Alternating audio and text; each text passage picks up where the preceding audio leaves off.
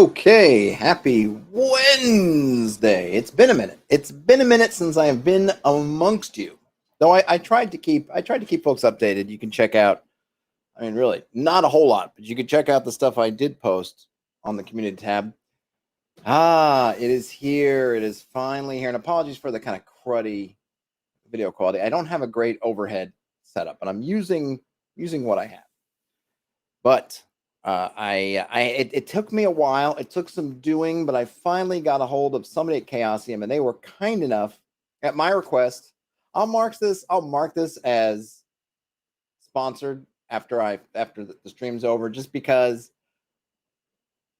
make sure there's no kind of, I don't know, just to let people know that this was sent to me, but it was actually sent to me at my request. They didn't send it to me looking for me to do something. I actually had been reaching out. I've been trying to reach out to them, Chaosium, for quite a while now, to get them to hopefully send me something so I can look at, and they finally did. So thanks to them very much. This is the starter kit. So I have the starter kit. I have the core rule book. I don't have the Green Knight book yet. We'll probably look at these in order, but probably not back to back because that's just overkill. I thought I'd just unbox this bad boy. We could go through some of the documents. I've got the PDFs. I've got this. So we'll just see. I'm a big fan of Pendragon, and I'm actually a big fan of starter sets. I think it gets very underrated, but I really think that that original 5e box set with Lost Mines of Phandelver, I think, had a pretty big impact. I don't know if people give it credit where it was due for just you get some rules, you get some characters, you get a little adventure, you get dice, you kind of get everything you need to play. And it was very easy to say to someone who might have a vague interest, a potential interest in the game, instead of saying, hey, go out and buy these three, $50 books, say, hey, just go buy this $20 or $25 set. And if you like it, you can play with that for a while. And then if you really like it, then there's more you can get. And then if you don't like it, you only spent $20 and you could probably hand it off to somebody else and they've got everything you need to play. So I'm curious how, and I know that other folks have since taken up the mantle of doing starter sets, which I think is great. This is one for Pendragon. It still has Greg Stafford's name on it, which is great. He passed a few years ago, but I think largely, I'm not sure what the updates are. I didn't look at the update list. Maybe when I get around to doing the core rule book, I'm staring off camera because the core rule book's sitting over there. Well, still in the plastic, which also has his name on it still. I don't know if there's a lot of substantive changes going on, but that'll be for another day. So let me lift this lid off. Okay, what's inside? Let me just nest here. Oh boy, too much light. Hold on a minute.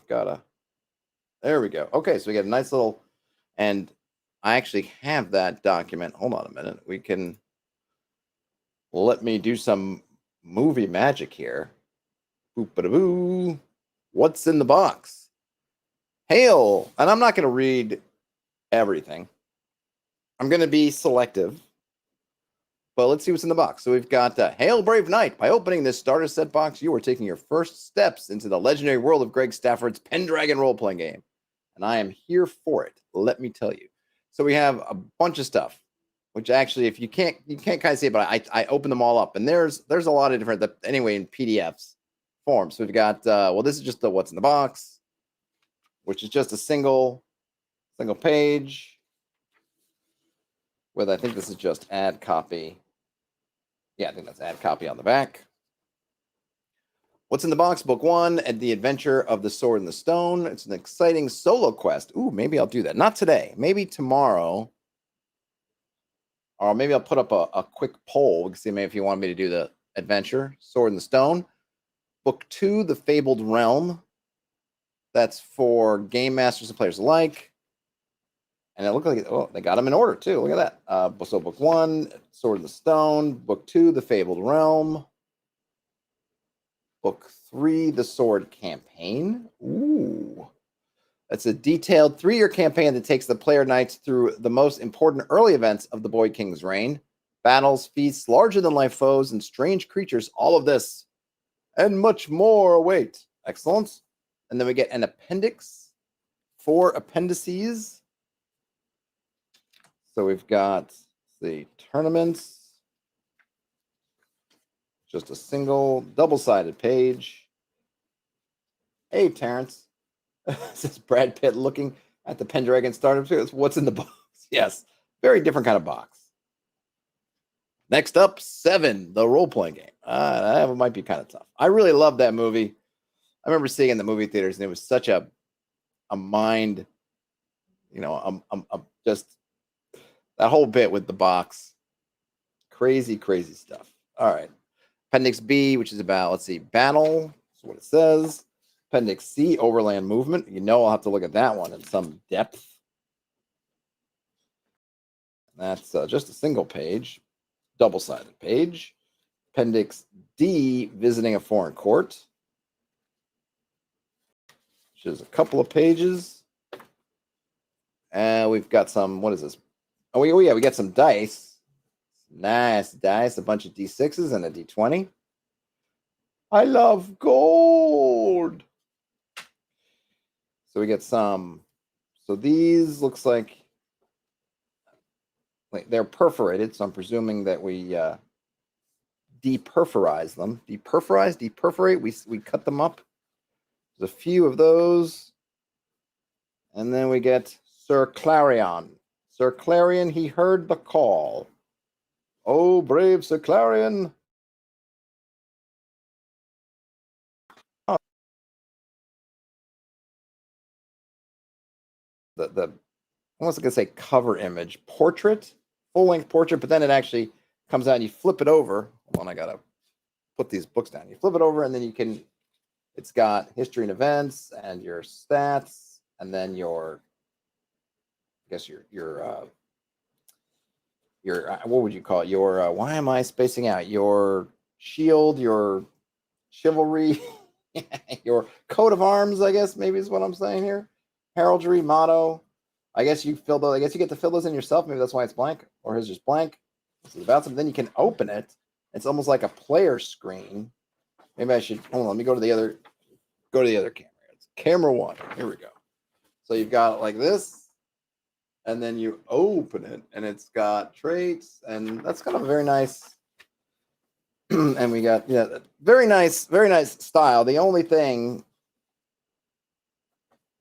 I only say this because I really think this is cool, but you can't print these. These require bigger paper. So if you're going to make out your own custom ones, you need some bigger paper. But for the starter kit, that's not really an issue. Because I presume you're going to be playing with these pre-gens. Sir Ivrain. Ooh, Dame Linnell looking pretty boss. Her chainmail coat. Sir Avaloc. A little giggly. Dame Tamura.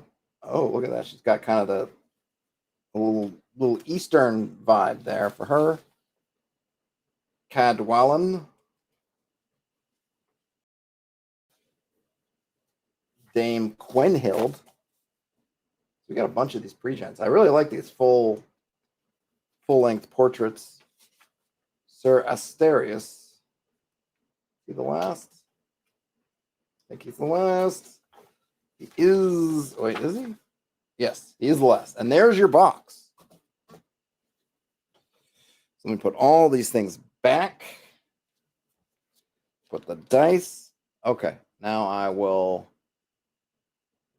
swap and go back to my normal mode. Bloop, bloop. There we go. All right, so we've covered what's in the box. So I think this gives you everything you need, first of all.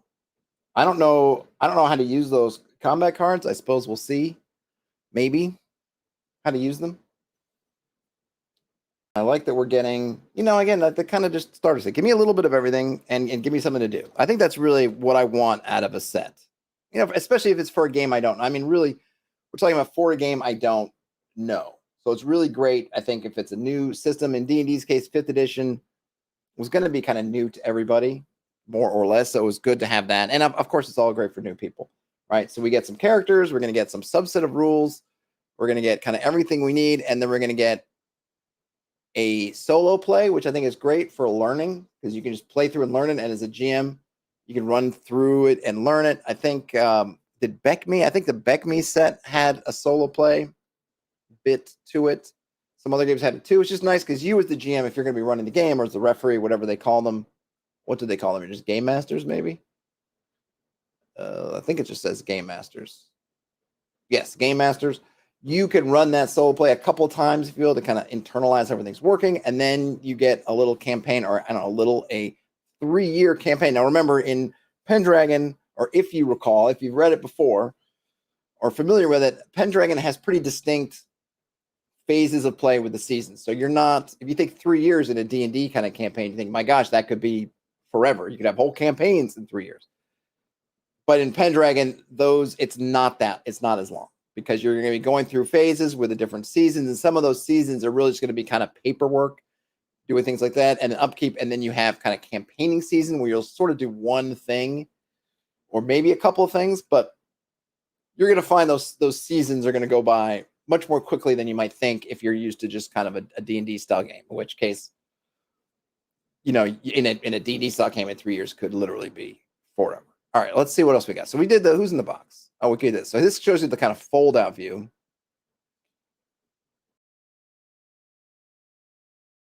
Who's got those again? Great. Let me just close some of these up and close you.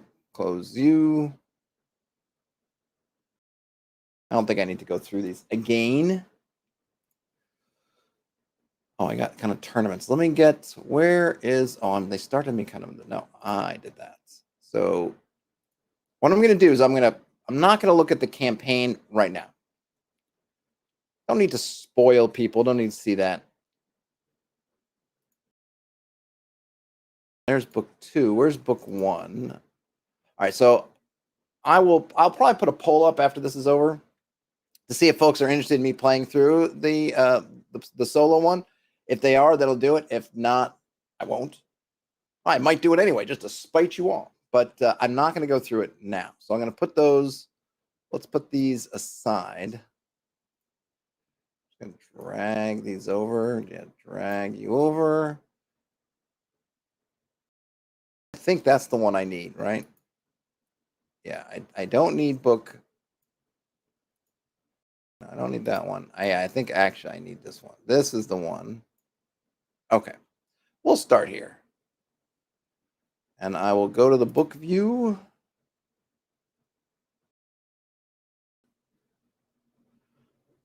All right. And I'm going to go through, I don't know if highlights is not quite the right word. I'm not sure. I really love that they really kind of nailed the art. I really like they've got the sort of medieval manuscript style going. Another world, another time. So I'm going to read this first part because if you're unfamiliar with Pendragon, I guess this is a little bit of your campaign pitch. I bet you something similar is on the back of this box, which I can't look at because I put the back of the box inside the front of the box. But I'll read through it here. Let's get the glasses on. Pendragon is a distinctive role-playing game. The rules are focused and fit into a simple system designed to promote a singular gaming experience. I think this is important. Pendragon is not trying to be the role-playing game for everything for everybody. Right? That's kind of the D&D model. Let's be everybody's role-playing game. Whatever you want to do, use D&D. And there's nothing wrong with that. It's fun.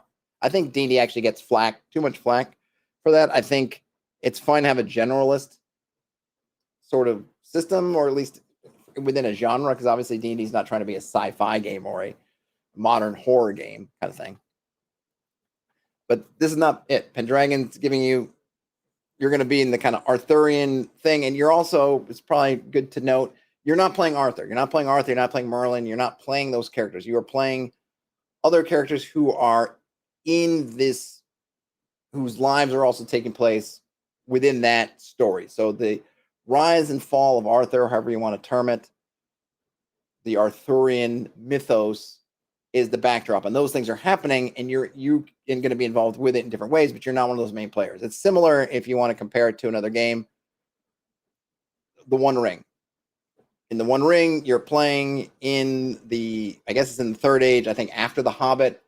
You're playing in the area around Erebor, I think, the Lonely Mountain area. At least that's where you're starting. And obviously they have expansions to go to different places, but you're not playing Bilbo, Frodo, or all those. They're doing their thing. You're telling your own stories, and all that stuff's kind of happening. That's the backdrop. So sort of the same thing. I think you can interact in some ways with the big players here, but that their story is kind of happening, and I think it's pretty set. I don't think you can really alter that course of history, if you will. I don't think, but I could be wrong. The setting may seem strange at first, but you only need to know the rules of knighthood, and you will be as knowledgeable as the heroes of old. All right. This is another world. The medieval Britain of history, inherent in the old literature, was a dismal, violent, and cruel place with outdated standards of behavior. Setting the game in this world was a deliberate choice, for alongside the dark overtones comes hope for a brighter tomorrow. In the campaign, the Game Master paints a harsh background as the reality within which the characters move. Initially, the Game Master's characters are merciless and brutal. Player knights may choose to remain in that unenlightened realm of history. This kind of behavior does not penalize them, but neither rewards them. But they also have the choice to join the fight to improve the world. Their actions can stand as shining lights of exceptional behavior, breaking the old ways and preparing for a better realm. The story of King Arthur is about the struggle to improve life. With his faithful knights, he manifests the dream of a better world. The game dramatizes this heroic effort in its play. Great rewards go to those who strive to improve the kingdom. King Arthur changes the world, slowly to be sure, but in general for the better. Bloodthirsty warlords, selfish sorcerers, and even the environment itself in the form of enchanted woods and forbidden wastelands all conspire against these changes. Player knights are an important part of the struggle for the betterment of Britain. So there you go. That's kind of your elevator pitch, right? You have a choice. You can kind of stay neutral, if you will, but really this is the story of good trying to make the world a better place.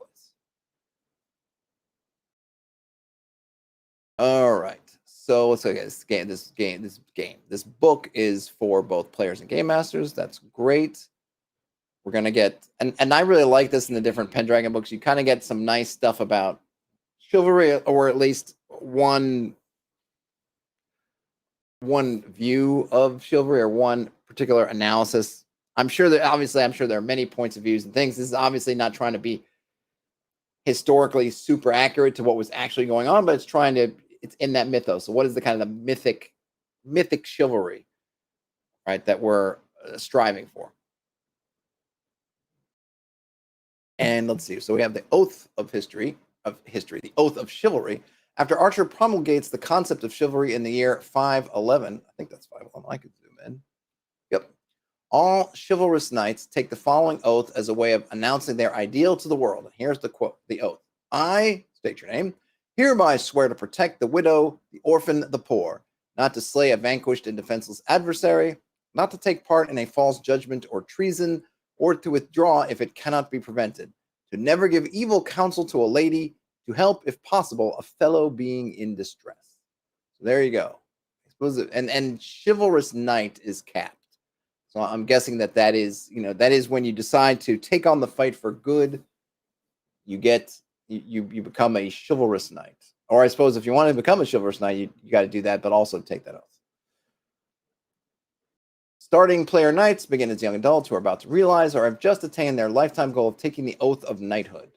Each knight is an immensely powerful and privileged person in a world where most people are downtrodden commoners whose ancestors long ago traded their freedom for safety. Knights are their protectors with a sacred duty to spend or even sacrifice their life on the behalf of others. There you go. So we're getting to knights, and knights can be of any gender. So we saw some of those characters, and this is not about adhering to some sense of history. Well, there were no female knights. Blah blah blah. It doesn't matter. Doesn't matter. Don't care. Don't care. Anybody can be a knight. Get some rundown on their responsibilities and their daily life, and then we get into the game system. Pendragon uses a single mechanic for all task resolutions, and another mechanic to determine damage given and taken. All right, so I'm not super familiar with Pendragon's dice systems, to be fair, so I'll probably read this a little bit more. So dice, Pendragon uses two types of dice, the common 6-sided and the well-known 20-sided one. 6-sided dice determine damage and generate certain randomized outcomes. A 20-sided die determines success or failure for all statistic tests. Both can provide results on random tables. Ideally, you should roll all the necessary dice at the same time when indicated. And of course, we already saw they gave us in the box, 6 6-sided dice that are gold and 1 blue 20-sided dice. Here are some standard terms and notations. Okay, so D. All right, it's just giving it. We get this stuff, right? Okay, yeah. We know what 1d20, 1d3 plus some number. Statistics quantify the qualities of your character: traits, passions, characteristics, skills, glory, and armor. Parry. Oh, skills, glory, and armor, parry, and shield protection are all statistics. Okay, each has numerical value. That's great. Statistic values range between 1 and 20. You always roll against a statistic. If you succeed, you might check it by placing a check mark on your sheet. So you're rolling against your stat. The stats have values between 1 and 20. I think that we're talking about rolling under, right? To roll means to roll the designated dice to generate a random number. To check means to place an experience check mark in the box. All right. Resolving success and failure. Here we go. Let's see, in Pendragon, it's always preferable to roll as high as possible without exceeding your target value. Concept similar to the card game Blackjack. So basically, like Blackjack, you want to get as close. In Blackjack, the target number is 21. You want to get as close to 21 without busting. In this case, you're going to have a statistic value and potentially some modifiers and whatnot. And you're going to want to roll, and you're going to want to get as close to that as possible without going over. A single method is used to determine the success or failure of any action in the game, whether a knight is riding a horse, fighting an enemy, seducing a lover, attempting a feat of strength, or testing their own virtues. Most things a character does are automatically successful. The player simply tells the game master what the character is doing, such as, quote, my knight walks up the aisle towards the throne, or, quote, end quote, or, quote, I ride out of the castle to my manor, unquote. Likewise, game master characters may execute any number of actions without needing to roll. In other words, you don't need to roll for mundane stuff. However, sometimes a character attempts actions that require skill, discipline, or talent, or is acted upon by an outside force, which therefore might not succeed. During such critical times, the game master or players must make dice rolls for their characters to determine success or failure. Rolls are also required whenever a character attempts to do something under stress or otherwise acts without deliberate forethought. All right, so we can have some, and I think we got the gist of things. So you can have unopposed resolution. That is when, let's see, they roll directly against the statistic value using a 20-sided die. Unopposed rolls generate one of 4 outcomes. So basically, rolling these, you can have critical success, failure, or fumble.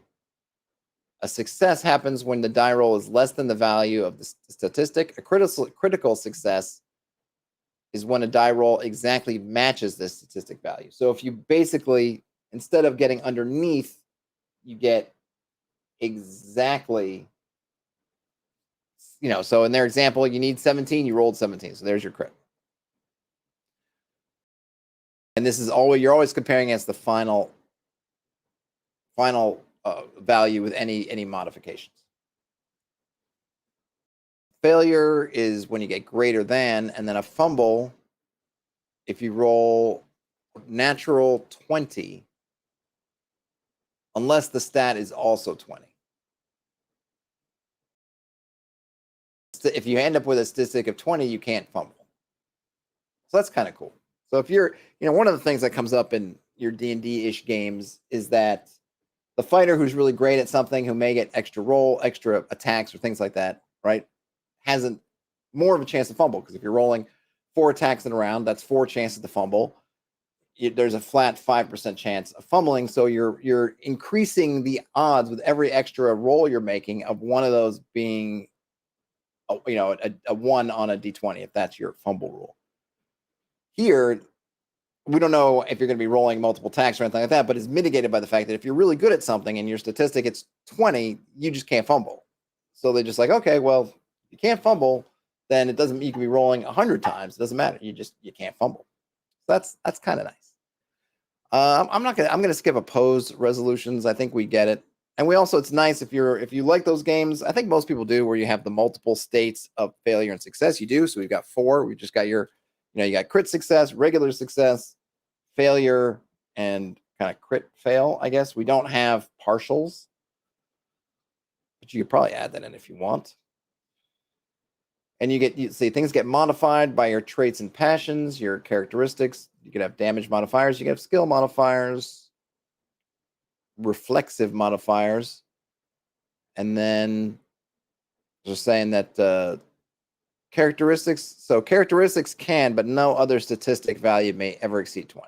And there doesn't seem to be much reason to, because 20 is what you want max. But presumably there can be negative modifiers too.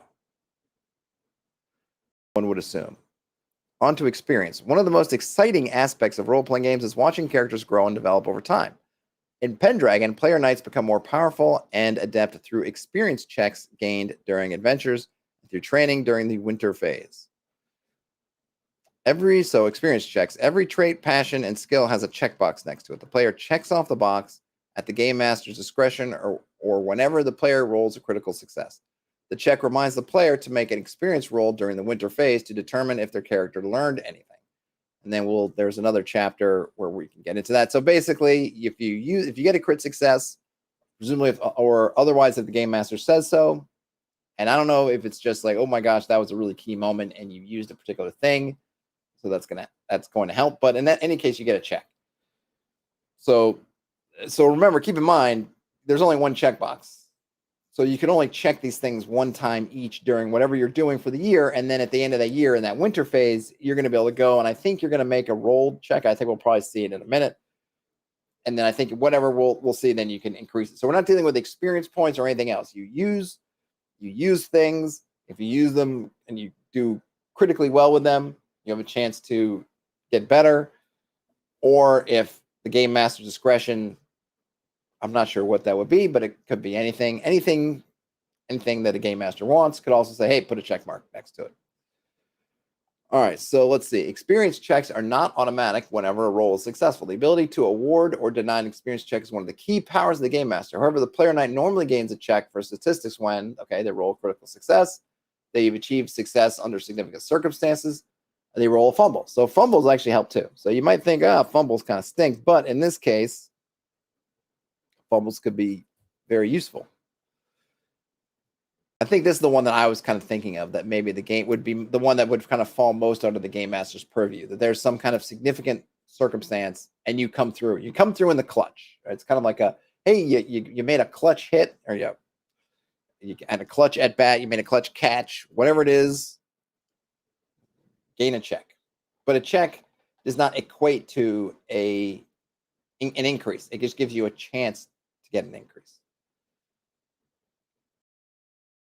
Let's see. Is it going to? I guess we'll have to read more about that later. There's a glory roll. At times, a glory roll, not to be confused with any other kinds of glory things that rhyme with roll. At times, the game master may ask the player knights to make a glory roll. This is a roll against the character's glory divided by 1,000, rounding to the nearest whole number. For example, if a character has 3,755 glory, they must roll 4 or less to succeed. It is possible to have 2 knights make an opposed glory roll to resolve a minor social impasse at any time. So I think glory it's not quite your experience points because you're not using them to level up, but it's obviously, if you're looking at the big ascending numbers like in D&D, you go with experience points, that is glory. And sometimes you got to roll that glory. Roll, glory, roll. You have movement, which I don't care that much about. I mean, characters need to move, but the intricacies of movement at this point, I don't mind. And then on to squires. Pendragons allow players to control and command minor characters in their entourage. Rich knights may command entire households of background characters and supporters, but all, save the poorest of knights, have one follower in common, their trusty squire. Part of a knight's duty is to train young nobles in skills at arms, courtesy, and other domains of knowledge necessary to bear the title of knight. Squires graduate from the rank of page around the age of 14 and enter into a knight's service. The squire skill. Player knights may call upon their own squire to make a squire roll for normal servant type activities, making camp, tending horses, cleaning armor, etc., and for combat related duties. In combat, for instance, a squire roll is used for the call squire action. Call the squire, call the squire, call the squire. That's probably exactly what that is, but I guess we'll find out about it later. If the game master decides the squire needs a specific skill value, most commonly for the skills of awareness, battle, charge, courtesy, first aid, horsemanship, hunting, recognize sword. Recognize sword. That sword is yours, master. All right, no, it's 2 things. Recognize, comma, sword, comma. or any other weapon skill, the default equals the squire's current age minus 11. So they're not that good. Because remember, you're rolling a d20, and if they're going to be around, what they say, 14 from page. So 14, 15, 16, 17 minus 11, you're talking, 3, 4, 5, 6 kind of thing. So you don't want to probably count on the squires for those things. There's an intruder in the midst. But she's departed now, taking my charger with her. All right. Traits. Let's see if we can zoom out a little bit more. Traits and passions. I'm a really big fan of the traits and passions stuff. This was kind of one of the things that I really like about it. I think it's great for modeling this concept of knights with some kind of code and having to sometimes fight yourself on these different things you want. And you as the player, you have that, I don't even know if I call it a puzzle so much as I guess it is a bit of a puzzle, but it's a little bit of, oh man, I as a player may want to do this, but my character is very much against that. So what do I do? And we saw that also in Dune and Adventures of the Imperium, where you could have these kind of character elements, and you as a player have to navigate those character elements. And you can try to call on different ones. You can try to go against them if you will, but sometimes you're not going to be able to.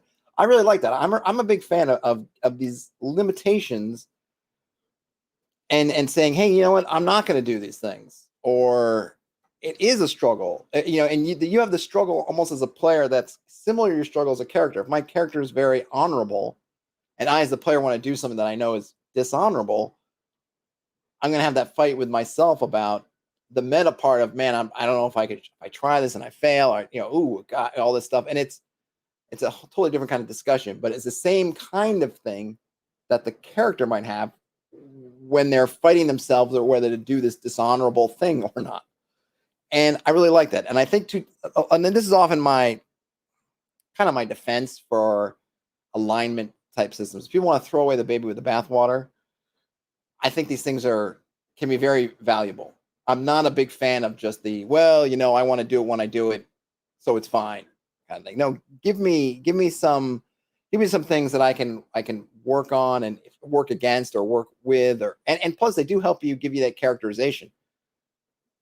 Oftentimes, if you look at giving yourself some kind of goal, or not, goal's not the right word, code, what you will do, what you will not do, where are your lines, that to me is telling you things about your character that you can use, especially in games that you might not have a lot of backstory, like your OSR stuff, where you're not really investing a whole bunch of time in coming up with a backstory. Knowing, hey, these are some things I'll do, things I won't do, tells you about your character.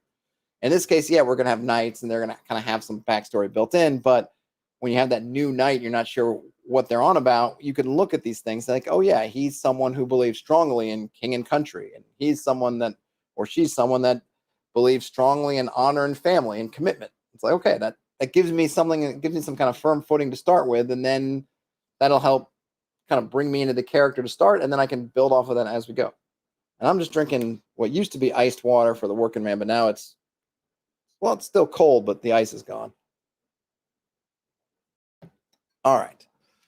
So I know some of these, we're going to get the ones that I was really talking about. I think the passions, I think the traits are things like how strong you are, that kind of thing, your physical, your attributes, if you will. Oh, no, never mind. Nope. I was wrong.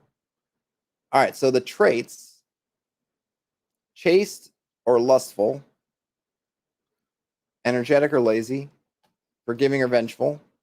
I should, where's that character sheet? Is that one? No, hold on a minute. We could, wait, where did I go? No. I just wanted to see a character sheet. Did I get rid of it too soon? I must have. Okay. So it would have been nice to reference that. Well, hold on a minute. Let's see. Where did those character sheets? Oh, I put stuff in the box too soon.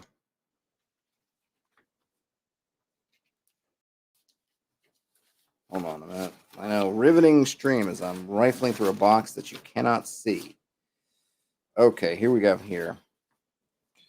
Ah, Sir Avaloc, the smiling man. So let me pull this. Let me get this. Where are his traits? Hold on a second. Moving things around. Okay. All right. Put my water where I put the stuff, and I don't want to put the stuff. Okay, let's show this back on screen again. Okay, so we got Sir Avaloc. Where are his? Oh, there are his traits. So his traits. Can I keep that there without? So you can see it's there. It's. I think they're all going to add up to 20. So whichever. So he has chase 13, therefore lustful 7. He's evenly split between energetic and lazy. He's more forgiving than vengeful. He's generous and selfish in equal measure. He's a bit more honest than deceitful. He's more arbitrary than just. But he's more merciful than cruel. He's more modest than proud. He is more reckless than prudent. He is more spiritual than worldly. He is far more indulgent than he is temperate. He's equally trusting and suspicious. And he's a good bit more valorous than cowardly. So these things give you just a nice, and we could read the definitions, but I think we kind of get them. It's sort of building off the I don't know if there's 7 here. There's more than 7, but it's kind of those 7 deadly sins and the sort of your sins and your virtues. So you have 1, 2, 3, 4, 5, 6, 7, 8, 9, 10, 11, 12, 13. So they give you 13. But you can see this gives you a nice, just a nice view of your subjects or your character's character. It doesn't tell you how you look. You have your characteristics over here, right? This gives you, these are the ones that have your physical stuff: size, dexterity, strength, constitution, appearance. Notice there's no intelligence or wisdom in here because those are pretty much all of these. So you're going to make decisions based on your character and kind of how they want to, what traits they're going to go for. Then they have the passions, which you can see down here. Hey, Gashrin. Got honor. These I think you would pick, and since this is a pre-gen, they're here. But you pick. They have honor, homage to their lord, love of their family, devotion to God, their station, and their hospitality, which have different numbers. So depending on, remember we're using those D20 rolls. So depending on what they're doing, these might all come into play. So we get that. So now we can switch, or actually no, I got to do it from here and push that off. So I always thought that's very cool. I'm a big fan of that. I don't know if I need 13 different things. And I think if you weren't playing a kind of nightly game, a KN, a game of playing as knights who are theoretically mostly good, you could probably come up with a different list.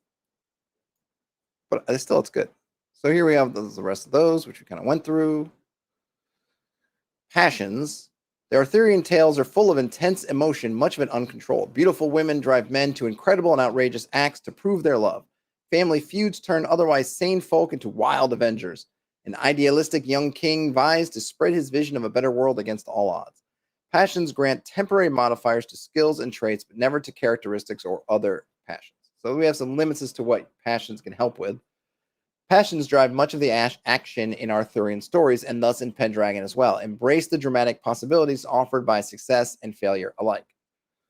So they basically give you some categories of passions: unsung, normal, famous, and exalted. An unsung passion has a value between 1 and 5. A normal passion has a value between 6 and 15. A famous passion has a value between 16 and 20. And an exalted passion has a value of 20 plus a critical bonus. So to use a passion, you invoke a passion. Invoking a passion is an excellent way to add excitement to a scenario, for it can result in superhuman actions. A successful passion roll inspires or impassions the player knight, giving them a big temporary bonus to one of their skills or traits. However, Passion rolls can also be risky. Failure or fumble may subject a knight to several unpleasant states of mind, including melancholy, capital M, and madness. Character may roll to provoke any given passion once per day. The game master may call for a passion roll at any time with a modifier for the specific situation. This roll is handled as any other unopposed resolution. Characters may voluntarily invoke passions only under these circumstances. First, when a player knight encounters the subject of their passion. So remember, we saw Sir Avaloc. Sir Avaloc has a passion homage to their lord, for their lord. So in the presence of their lord, that would be the subject of their passion. Also could be there. I think he had one for family, and that family would, it's got love of family, so that would also work. When a player knight encounters the subject of their passion, the player may choose to attempt it if their passion level is normal. If the passion level is famous or exalted, the player must attempt the roll, and if they are successful, act upon it in accordance with the situation and the passion in question. So here's something I like. I personally enjoy the fact that there can be some compellation. No, that you can be compelled. The character can be compelled to move. Let's see. So Sir Avaloc, his honor is at 15. So just below. But if his honor was 16 in a situation in which that honor was a factor, he would have to roll. And then if he does, he has to act upon it. Now, this does at your game, at your table on a practical level, this does mean that you're going to want to play this game with players who are going to be on board with calling this out. And it's possible as the game master, you can have all their player cards, you can have some kind of notation that's going to tell you all their passions to look out for. And presumably at some point, if you're playing with a set of players and their characters aren't dying all the time or anything, then you'll internalize the information. But I think this really works best with players who are going to be honest and say, like, hey, I'm really super honorable. And I think that honor, my honor, this situation is not calling into question, but it's challenging my honor in some way. So I'm going to have to do it. That's what you want. You really want players who are going to lean into that, calling it out themselves. At least to me, I feel like that's what you want. You don't want players who are going to try to be hiding it or trying to obfuscate or skate around doing it. You want players who are really going to kind of lean in and really get into it. That's what I think. Just an aside, right? If you're looking at, well, what kind of players are really going to excel with this kind of system? I think that's what I would want more than anything. Players who are really going to have fun playing within the constraints and with the constraints that the system is giving you. Hey, Ian. Oh, you got this one. Ian, you've been getting everything in the kitchen sink lately, so I guess I'm not surprised.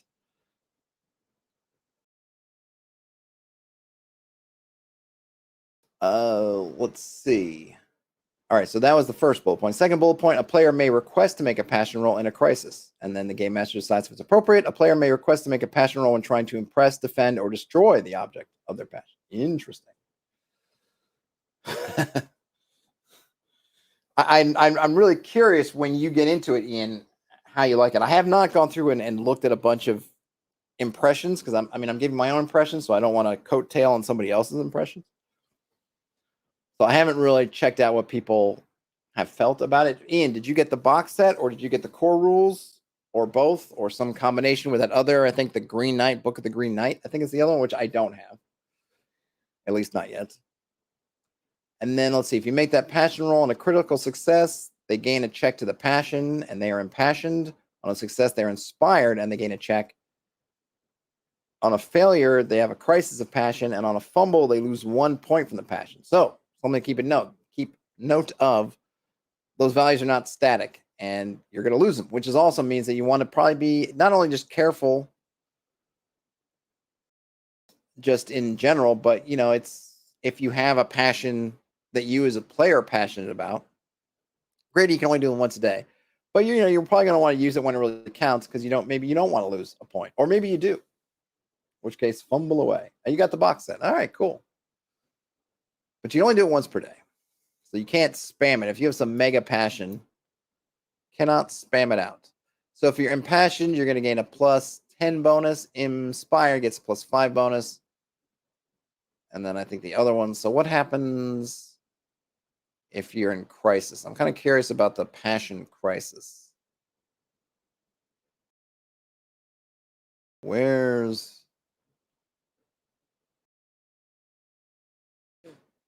let's see. Okay, so here we go. A passion crisis. Wait a minute. All right, so you can also get a passion crisis if you become inspired or impassioned, but then fail your task. So you got that bonus, you still failed. You get it. You could still have a passion crisis. A character suffering a passion crisis must make an unopposed roll against the passion that triggered the crisis. Wow, the applying any of the modifiers given below to check if the character suffers an affliction. Capital A, affliction. Andrew Jackson asks if they included dice like they did with the Charlemagne release. They did. Yep, I showed them on before, but yes, here they are. You get 6 gold 6-sided dice, 1 blue 20-sided dice. So yes, dice included. The only thing not included is a pencil, basically. Or pen, if you prefer. So whoa. So if you critical succeed, the character goes mad and is out of the game. Is that permanent? Just like they've gone mad. And they put in an abbey or monastery somewhere. Success, the character becomes melancholic. Failure, no effect. On a fumble, they lose a point from the passion. Wow. And then there's some modifiers depending. So you don't want to crit. I presume. It sounds like that's just you're done. Mad and out of the game. Mad in caps, out of game in caps. Yes, you did.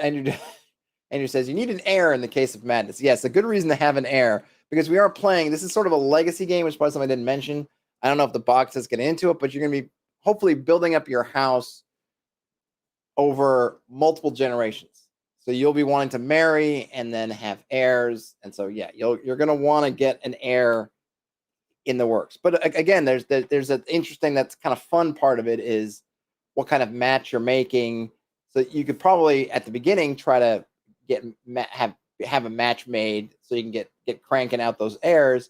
But it might not be as great a match as you might get by trying to get more glory and do things later to get matched with families in a better position. But of course, that just gives up more risk of just death or something really terrible happening. And of course, madness from critically succeeding on a passion crisis.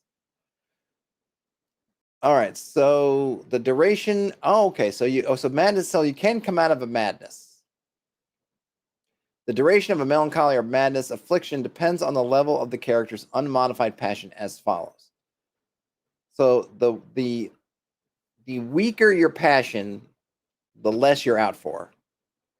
So if it's an unsung, which is the weakest passion, you're melancholy for just hours. You're mad for a week. A normal, you're melancholy for a day, mad for up to 6 weeks. If it was a famous passion, melancholy goes up to basically up to a week, 1 to 6 days. Madness, you're out for up to half a year. And then if it was an exalted passion, you're still melancholy for up to a week. So that's not too bad. Oh, no, 1 to 6 weeks. So up to a couple of months. You could be mad for up to 6 years. So, okay, so out of the game, you're not dead. You're not totally retired. But if you have an exalted passion and you have a passion crisis and then you crit on that, you could be out for years. So remember, years are not going to go quite as slowly. They're going to, like we said, I said at the beginning, talking about the campaign, a 3-year campaign or mini campaign is not as long as it may seem in another game. Still, 6 years means that you're going to be out. That character is going to be out for 2 of those mini campaigns, basically. So not an insignificant amount of time. So yes, hopefully you have an heir that can take over and do things while your main guy's away. Melancholy madness may be healed before the duration is up. So there you go. So you might have an out. There might be a way to mitigate that 1 to 6 year long bout of madness. So we have the passions. I'm not going to go through them all, but we have passions of fidelitas, which would be personal loyalty, passions of fervor,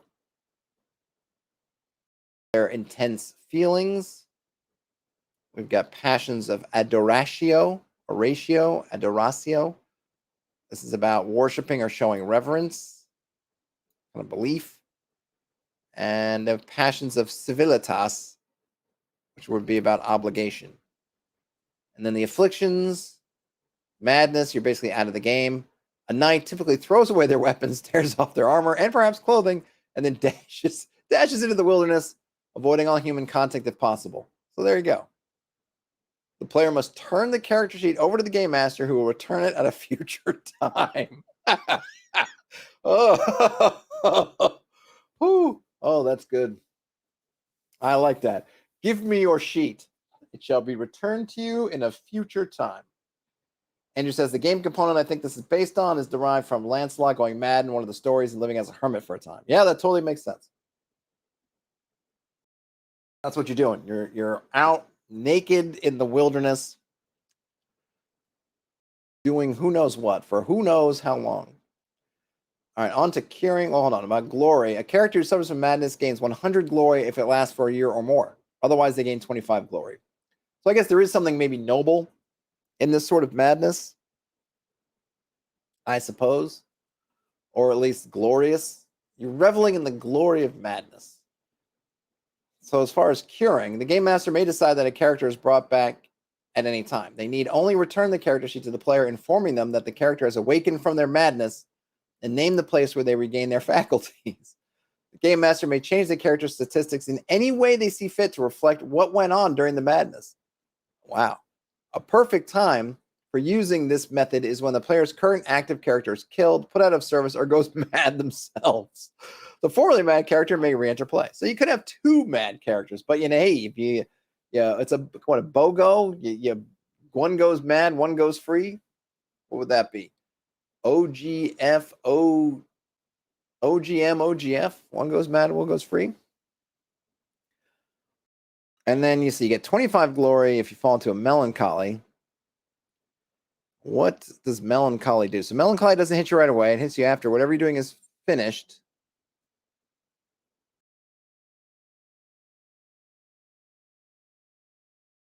What does it say? Make the melancholy varies. We got misery. Misery is a common state for a lover, capital L. The knight mopes about, cursing their foolish pursuit. The character suffers -2 modifier to all skills and passions, so the misery is dispelled. Didn't say what you get, what being melancholy does for you mechanically. Oh, it is. There it is. Sorry, I missed it. Melancholic characters suffer -5 to all skill and passion rolls. Well, there you go. You're depressed, and it affects your performance. All right, so we got skills, which I'm not going to spend a whole lot going into. I think we kind of understand. We have combat skills, courtly skills, knightly skills, woodcraft skills. And we're going to get the definitions. So in terms of, they're not, okay, so I think they're just in alphabetical order. So you might have, awareness, basically chirurgery, which is, surgery, essentially first aid, I guess. Or I guess as they say it, the delicate art of keeping the mostly dead alive. There you go. Courtesy, folklore, gaming, religion, singing, etc., etc. What's next? I really dig these. I really like the medieval manuscript style. I know I said that before, but I still do. All right, so now we're going to honor and glory. Honor is the measure of a knight's integrity, decency, and morality. It is the basis for personal and social conduct, both necessary and virtuous. Honor is inborn and inherent in every noble. It is automatic, so deeply ingrained that it is almost unconscious. Every noble naturally assumes other nobles have honor until proven wrong. It is one's sense of self-worth and the respect that others give. It is the driving force behind all lords, knights, ladies, squires, and esquires. Honor sets nobility apart from all other classes. Churchmen do not need honor, for they are supposed to put the interests of God and the church before their own. Commoners do not need honor, for they have enough difficulty just staying alive. Those are good points. Andrew says, yeah, it's just Klingon problems. Exactly. Honor upholds social norms and expectations. Loyalty to Lord, love of family, holding to class rules and bias, and upholding the universal custom of hospitality are all social norms. To violate these norms would be dishonorable. Honor requires that members of a group accord each other mutual respect and act in prescribed ways towards each other. It is dishonorable for a knight to accuse another of cowardice because courage is a requirement of knighthood. Actions outside of expectations are outside of honor. All right, so there's more, but you gain honor by performing on an honorable deed that goes beyond their normal expected duties. You can lose honor. Let's see. Okay, so they say it is impossible to quantify everything that may cause characters to lose honor, but over time, the game master develops an intuitive measure. Examples follow to help in this development. And there's a side note, honor requires knights to police each other's behavior. Allowing dishonorable acts to pass without consequences costs the honor of everyone who witnesses the act. So again, I like this. I like the fact that there's a little bit of this control. You have to, one character goes just wild, crazy, dishonorable in the presence of their characters, and the other characters don't do anything to stop it. There goes their honor as well. So this system promotes a bit of self-policing, both in terms of the behavior that you're doing and in terms of other characters allowing that behavior to happen. You can defend your honor. Let's see. It's possible to gain honor through traits and passions. You can also lose it through those. You can lose honor through inaction or through shame, killing a prisoner. So a lot of folks, if you're coming from a D&D background, you're just doing whatever you want with a prisoner with no consequences. Yeah, not going to happen here. At least if it's a knight. And then you can have some even worse, grievous dishonors. Okay, glory. The object of the game is obtaining glory. Glory is the measure of fame accumulated for deeds done. Only nobles gain glory. Glory can increase but never decrease. Bad behavior results in loss of honor but not glory. In fact, successful bad behavior adds to glory just as surely as successful good behavior. So you get a little bit of a, I like that too, because it gives you a little bit of a carrot, a little bit of a, do you want to break that rule? You might lose some honor, but you're going to gain some sweet, sweet glory, and maybe you don't think you're going to be able to get that glory by doing it the way you're supposed to. So do you want to bend the rules or break the rules or step outside your box to try to do this thing? But there's a price. Andrew says the most valid criticism of Pendragon is also its greatest praise. It's laser focused on what it wants to do. Play knights, both great and terrible. If you wanted to play a mage, I guess. Right. And I think you just have to know that going in. Right, this is not the game of playing a magic user. This is not the game of playing bloodthirsty adventurers just looking for loot. Playing knights. This is a game of playing knights, and not only knights, but knights, specific sort of knights in a specific sort of mythic era. So you want to be sure that that's what you want, and that's what your players are going to be interested in. Because if they're not, they might not have a good time, or they might rub up against these constraints, and instead of that heightening their play, which I think it can, but if you're not into it, not what you want, you're just going to feel it constraining. You're going to feel that the game's controlling you too much. So glory requires public acclamation. Deeds done in secret or that go unobserved and unannounced gain no glory. If a secret deed later becomes public knowledge, the character receives retroactive glory at the time of revelation. Glory decides precedence when other factors are the same. However, glory does not overrule the normal ranks of precedence. A great noble such as a count with 3,000 glory enjoys precedence over a baron with 5,000. Barons always rank higher than knights, and so on. For every 1,000 points of glory accumulated, knights gain 1 prestige reward, which we see later. The more glorious you are, the more likely it is that folk have heard of you and may recognize you or your heraldry. Add +1 to the recognized skill of others for every 1,000 points of glory a knight possesses. And then you can gain glory. Basically, winning at combat's going to help, or obtaining a social position, or witnessing great actions, and succeeding in quests. Of course, there could be other ones. Passive glory is a special type of award that automatically accrues each winter phase. The characters included in the starter set earn passive glory in one of 2 ways: appeal, value, and traits and passions. Other ways to earn passive glory include achieving certain labels or holding wealthy estates. So, fair appeal. Characters of fair appeal gain 10 points of glory each winter phase. If you have elegant appeal, you gain 25, and those of surpassing appeal gain 50, which I think is that characteristic, right? If we look back at Sir Avaloch, they have you have an appeal score. So it's like your charisma, basically. All right. So I'm going to skip combat, I think. Because I'm swiftly running out of time. But I'm guessing that if I do the solo play, and I'll put a poll up to see about the solo play. It'll be a fast-moving poll, so you're gonna want to get in and vote as soon as I set it up. We'll probably maybe we'll cover combat when if and when it comes up during the solo play. I'm not sure it will. It might. We have rules for all the actions, and I'm pretty sure that's where those cards come in as well. I guess you can maybe fight a lion. The potential's there. You might be able to charge. You got follow-up actions. I believe it's a pretty crunchy combat, but also has pretty prescribed phases, is my memory. But we'll go through it if we go through combat. We have arms and armor. I'm gonna skip over. I think we're gonna have a pretty good understanding. If you've played any kind of fantasy medieval games before, I think you're gonna know what kind of arms and armor we're going to find. A whole chapter on horses. I just want to look at what do we have here? We've got a hobby horse. I didn't realize that was a real horse. Today I learned. Small charger, normal charger, or large charger. Those are combat horses. On riding horses, we have roundseys, coursers, coursers of Araby, Irish Dales, Irish, or Cambrian ponies. And then for work horses, you can have a sumpter or a donkey. And then you can also get your horse armor because, of course, horse armor. Open caparisons, half caparisons, full caparisons, full padding, half gambazon, and a full gambazon. Injury and health.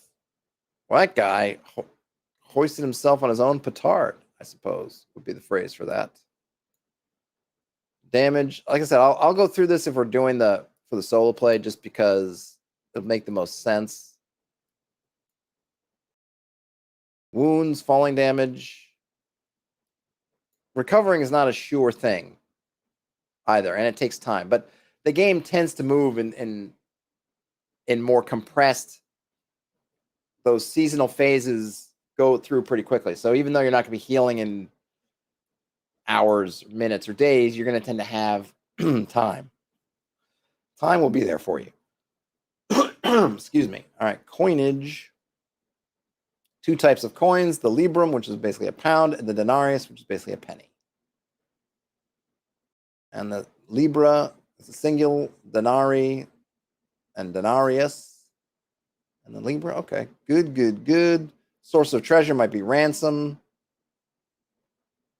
loot. The winter phase. Military campaigns in the winter are rare. Britain is not subject to deep snowfalls or extensive icing over, but the weather is cold and wet nonetheless. In particular, any road, trail, or path not of Roman make becomes a quagmire of mud. No one goes out if it is not strictly necessary.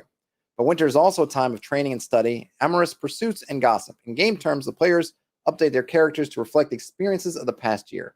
They do this after the end of each adventure during the winter phase. I really like this. I've been kind of trying to get this, shoehorn this kind of concept into my own games. I like the idea of having kind of a yearly calendar and it working in a way that you're going to get through more years. I think it's very easy in D&D type games to do a lot in basically a little time. Now, I know that we have downtime activities, or if you use a lot of those can eat up a lot of time. But characters aren't always interested in those things. And I do appreciate the idea of forcing some sort of step back of, hey, it's winter. Nobody's going out. Nobody's doing anything. So we're going to kind of shut it down. And you could do these kind of set downtime things. And we're going to do them. It also puts interesting kind of pressures, because you want to make it through the winter phase to do your winter phase things, because that's when you're going to be doing all your rolls to see if you get better at stuff and do all this things. So you need to make it to winter. You can't run home and do that stuff in July, right? Oh, we did all this stuff, so we're going to run home in July. Do it. Nope. Winter. Oh, and Andrew says this is also where you roll for an heir. Interesting. So you do your experience rolls, you do your training and practice. You could change a personality trait, change a passion, change a characteristic. You could train skills. up to 15. You can change a training skill up to 20. So it seems like you might be able to do multiple skills here, but only one skill if you want to get up to 20. You update your glory. You might get a prestige reward if you've earned enough glory. You could raise a statistic or lower a passion. And then that's it. So I think, yep. And then we get the end of the map. So I'm guessing that, Andrew, you're probably right. And in terms of that, probably, I'm sure there's obviously, I think the thing is to keep in mind, this is the starter set. So it is not the full rules. So there's probably more to a bunch of these things. Not probably, there is, because the core rule book is, is very thick. This is very thin. PDF wise, it's 54 pages, but 20 some odd pages, both sides, whatever. So there's a lot more to this, but this is to get us started, to get our beaks wet, if you will, in the world of Pendragon. I'm going to quickly, so these are those knight cards, Knights of Gore. This is probably for the, I'm guessing this is for the campaign, the mini campaign, and maybe even probably the mini campaign more than the solo play. So I guess I will skip the appendices just for brevity. Where we got them, battle, there are those sheets, tournaments. So what I'm going to do, I'm not going to go through this right now. If the poll succeeds, and then maybe I'll also put up about the campaign if folks would like to go through the campaign or they want to keep it to their not be spoiled. Either way, we can look at that in a different video. But in terms of the what's in the box, to go back to Terrence at the beginning of the stream, what's in the box? I think you got a lot of good stuff. I think you got dice, you got character sheets, you got a set of the rules, you have a set of the characters to play with, you've got a solo adventure, you have a mini campaign. If you're curious about Pendragon, I think this is a good deal. You can get it digitally at drive-thru, you can get it digitally or physically at Chaosium. Links to both are in the show notes. I really appreciate that you have everything to try this out. I haven't really played any Pendragon. It's been kind of on my bucket list of things to play for forever and a day. I also feel like it's a game that I wish were bigger. I don't know. I just personally, like, man, I wish more people were into Pendragon. It might make it easier for me to get in and play a game. Maybe I'll even run a game at some point. So having these kind of box sets out there, that if this seems fun to you, but you don't want to get committed to buying these big books. And the one thing I'll note, so one thing I did when I was looking for links to stuff, I found the link for this first, the core rule book on drive-thru. And it has gotten, if you look at drive-thru and maybe even other places, and you look at the reviews, they're mixed. And the reason why they're mixed is that apparently the core rule book is not super complete in terms of giving you everything you need. People said that it really should be called a player's handbook because it gives you, I guess, from the player's side, it gives you everything you need as a player, but maybe not everything you might need as a game master. And I'm guessing that's because maybe they're going to come out with a new version of the Great Pendragon campaign, or maybe that's what that book, The Green Knight, is for, is to give you the campaign stuff, and that's what you're not getting in the core rulebook. The core rulebook may be more about the rules and not of the setting. So an advantage of the box set is you're getting some of that setting. You're kind of getting that here. You're getting that. You're getting it all in the box set. So if you start with a box set and you love it, core rule books here. Probably more books are going to come, but start with the box set. I think it's a good place to start. Obviously, I don't know how amazing. We haven't read the campaign yet, so I can't speak to its quality. I can't speak to the quality of the solo play. But I think in terms of what you're getting out of the box, with everything you need to get up and going, the box set, starter set, as they're calling it, seems to be the way to go. Andrew says it's because there are multiple variants of the Arthurian legend. They want GM to paint it as their own. They think, well, that may be true, Andrew. They have, and I have that book, The Great Pendragon Campaign, which is a massive book that gives you all the stuff about different eras of the Arthurian legend and where you can jump in. And I think maybe that's what they're, again, I don't know Chaosium's plan. I don't know what they're doing, and I don't know the Green Dragon book. Sorry, the Green Knight book, I think it is. So I don't know if that is setting stuff. Excuse me. But whatever is not there. Now we'll get into the core rulebook on another stream. We'll get into it, and we can kind of see what there is to see about that. But there was it seemed to be a pretty consistent refrain in the reviews that they felt like setting stuff was missing. That kind of GM side stuff is missing. Well, I just say that to say that in terms of where to start, it just makes the starter set even more valuable, because I think you're going to get enough setting stuff to get up and running, to whereas to Andrew's point that you can paint it as your own, or just to have some price to start before more materials come out. And then maybe when those more materials come out, then invest in the core rules if you guys love Pendragon. Probably, I would guess that if you went, and I don't know if it's still available or where it is, but something like the Great Pendragon campaign probably would work pretty well. Maybe you got to swap out some numbers. Like I said, I didn't do. I'll have to look and see if maybe someone else has put together a list of what's changed in terms of the core rules from older versions of Pendragon to newer ones. Probably just some cleanup and stuff, but I don't know for sure. So it could be that getting an older version of that Great Pendragon campaign would work. But starter set seems pretty boss. Thanks again to Chaosium for sending it to me. Hope you enjoyed this look. I will put up a poll in shortly on the community tab on YouTube in terms of see if there's interest in running through the solo play and also in doing the campaign. I'll probably put up as one poll with just multiple choices. Let me know what you think in the comments and anywhere else you may find. Hey, Andrew, I'm glad you enjoyed it. Happy to be back home. It was a great vacation, but happy to be back. Happy to be home. So everybody enjoy the rest of your day, night, whenever you end up watching or listening to this. Game on, and I'll talk to you later. Bye now.